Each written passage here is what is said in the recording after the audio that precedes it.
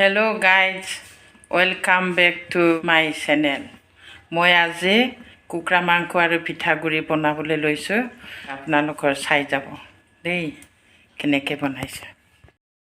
এইটো কুকুৰা মাংস আৰু ইয়াত আছে ৰং গুৰি, পাঁচফোৰণ, জিৰা গুৰি, জালুক গুৰি আৰু কাশ্মীৰী গুৰি।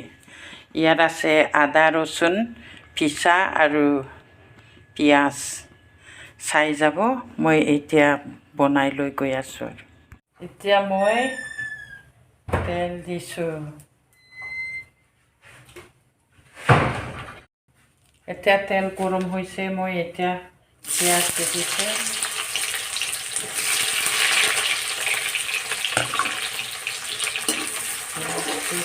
লৰাই দিছোঁ আৰু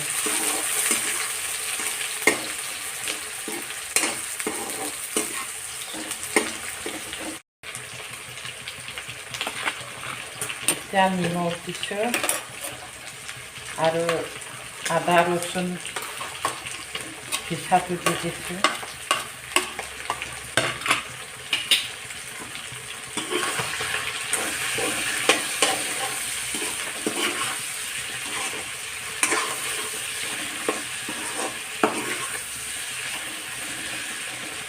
এতিয়া ইয়াত কাশ্মীৰী আছিলে, ৰং গুৰি আছিলে, জালুক গুৰি, জিৰা গুৰি, পাঁচফোৰণ চব দি দিলোঁ।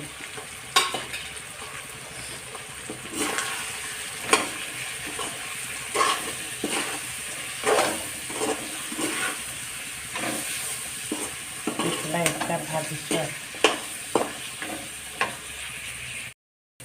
এতিয়া ভজাটো হৈ গ'ল আৰু এতিয়া পানী দি দিম।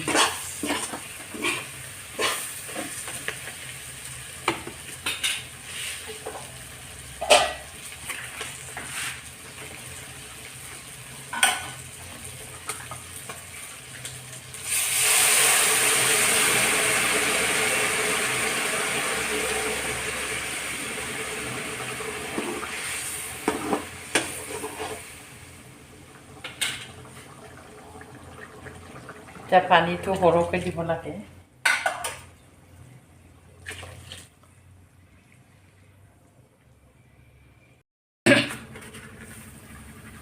এতিয়া উঠলিলে, ধুনীয়াকৈ উঠলিলে। এতিয়া মই পিঠাগুড়িটোৰ লগতে শুকান জলকীয়া তিনিটা দিলোঁ, তাৰপাছত বিলাহী 2টা দিছোঁ। এতিয়া ঢালি দিছোঁ আৰু পিঠাগুড়িটো।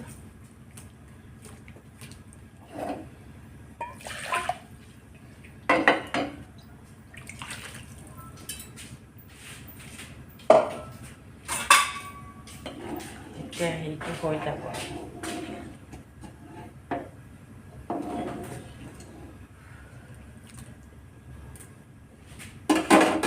এতিয়া অলপ ঢাকি থৈছোঁ উতলিবৰ কাৰণে।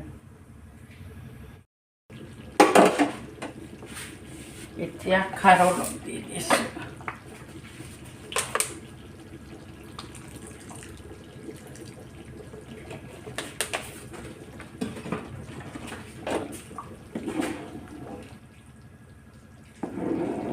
খাৰ দি পেলাই এতিয়া ৰঙা হৈ গ'ল, উতলি ফুৰিছে।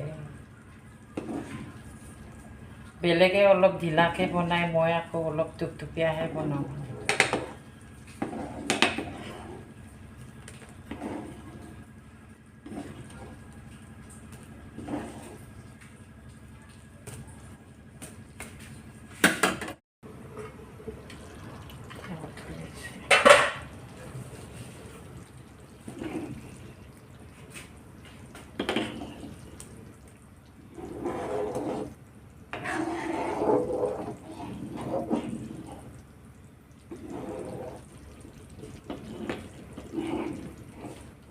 অলপ সিজিলে হৈ যাব আৰু এতিয়া হৈ গ'ল পিঠাগুড়ি আৰু কুকুৰা মাংস।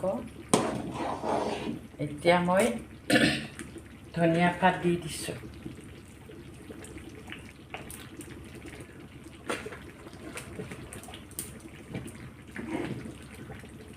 এতিয়া লৰাই পেলাই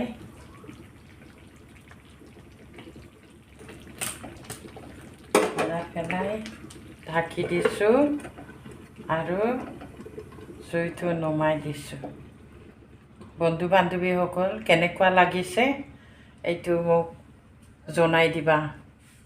আৰু তাতকৈ ভাল যদি বনাব জানে কোনোবাই মোক শিকাই দিব পাৰিবা। যদি কোনোবা জনা নাই শিকিব পাৰিবা মোৰ পৰা দেই। বাই, থেংক ইউ।